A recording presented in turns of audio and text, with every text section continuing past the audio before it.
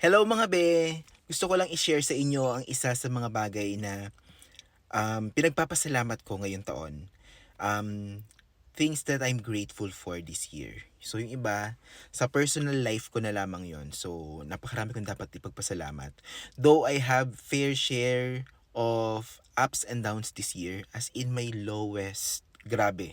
As well as the highest moments din naman is naganap this year. So I'm really grateful na pagkatapos ng taon, in high spirit naman itong 2025.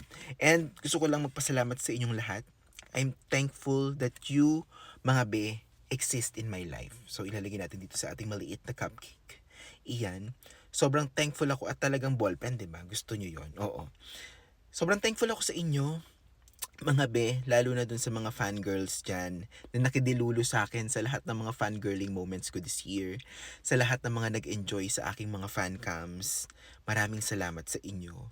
Gayon din sa lahat ng mga natuwa sa aking mga rankings at challenges ng mga video. So, maraming salamat, 'di ba? And sa lahat ng mga sumama sa akin sa aking mga travels, thank you so much. Gayon din sa lahat ng nakitikim, sa mga masasarap na lalaki na nag-react ako this year. So, maraming salamat at pareho tayo ng type, 'di ba? Nagigigil ako sa inyo eh. So, sana samahan niyo pa rin ako this 2026 mga be. And sana marami rin kayong I wish you all the best din sa inyong mga buhay. Um, sa darating na taon. And sana marami rin kayong mga pinagpapasalamat dyan. Alam nyo, itong pagsa-social media ko is just an outlet for me to release yung fangirling side ko, ilabas yun, yung gumawa ng mga nakakatawang contents kahit na ang corny at ang cringe nung iba, 'di ba? So, ayun, maraming salamat dahil nandiyan kayo at sumusuporta kayo.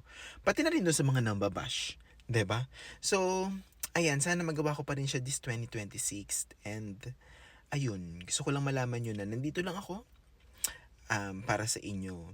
Sana mas maging makabuluhan, 'di ba? Yung mga i-share ko sa inyo soon. Makabuluhan yung mga lalaki, ganon. Ayun lang. I'm just so thankful, very very thankful sa inyo mga be for this year. Lalo na dito sa social media side ni Jason A. So ayan, Happy New Year sa inyo and always be grateful. Fighting, kaya natin to.